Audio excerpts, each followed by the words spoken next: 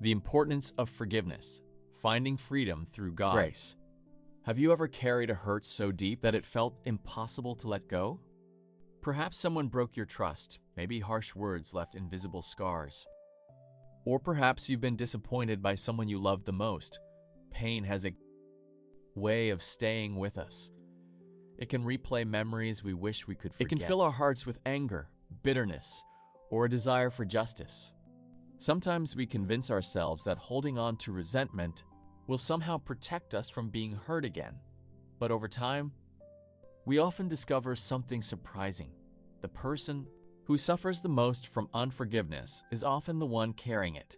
That is, why forgiveness is one of the greatest lessons Jesus ever taught. Not because forgiveness is easy, but because forgiveness brings freedom one day. The Apostle Peter came to Jesus with a question that many of us have asked in our own hearts. Lord, how many times should I forgive someone who sins against me? Up to 7 times?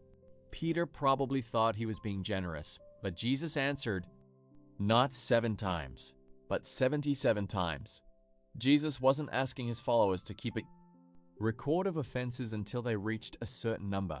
He was teaching that forgiveness should become a way of life. To explain this truth, Jesus told a powerful story. There was once a servant who owed his king an enormous debt, far more than he could ever repay. When the servant pleaded for mercy, the king did something extraordinary.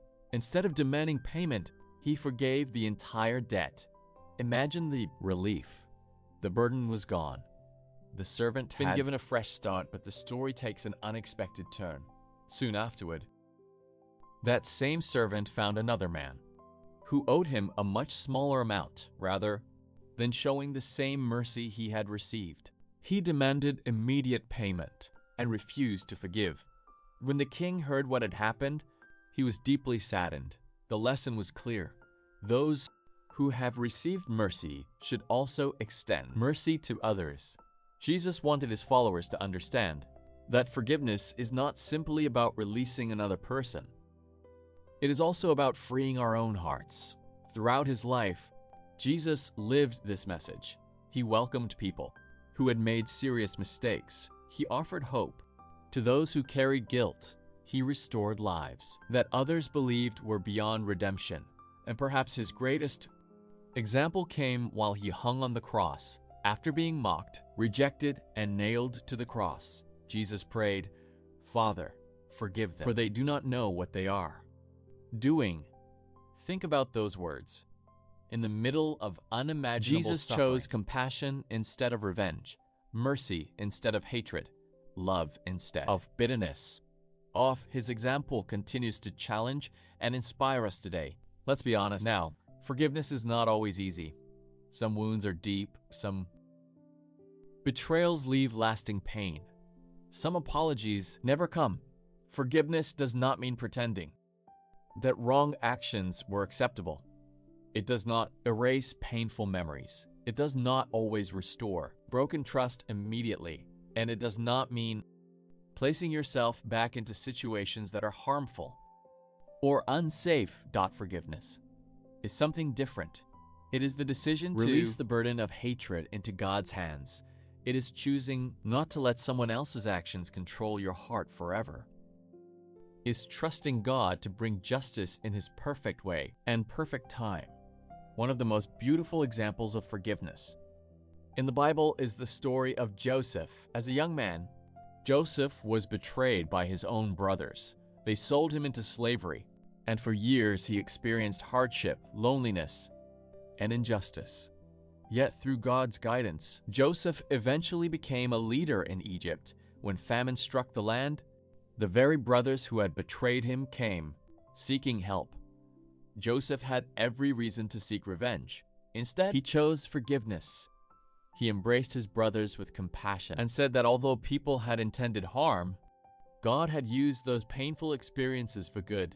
What an incredible picture of healing. Joseph's forgiveness restored a broken family and preserved countless lives. His story reminds us that God's grace is greater than even our deepest wounds. Perhaps today there is someone you need to forgive. It may be a family member, a friend, a coworker, or perhaps the hardest person to forgive is yourself. Many people carry guilt over mistakes they made years ago. They believe they are beyond God's mercy, but the message of the gospel tells a different story. When we sincerely turn to God with repentant hearts, His forgiveness is greater than our failures. He offers a new beginning, a restored purpose, a fresh start. Imagine what churches, our homes, workplaces, and communities would look like if forgiveness became our first response instead of resentment. Broken relationships could begin to heal. Generations of bitterness could come to an end. Peace could replace anger. Compassion overcome pride. Every act of forgiveness becomes a testimony of God's transforming love. It may not happen overnight. Healing often takes time, but every step toward forgiveness is a step toward freedom.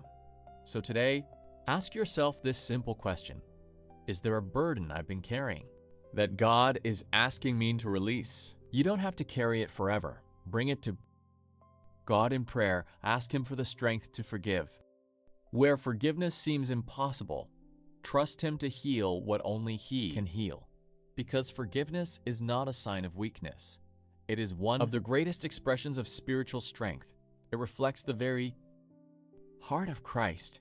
Remember this timeless truth: forgiveness does not change the past, but through God's grace, it can transform the future. When we forgive as Jesus forgave, we discover a freedom that bitterness could never give, a peace that anger could never produce, and a hope that only God's love can provide. May we become people who extend the same mercy we have received, choosing grace over resentment, compassion over revenge, and love over hatred. For in forgiving others, we reflect the heart of the Savior who first forgave us.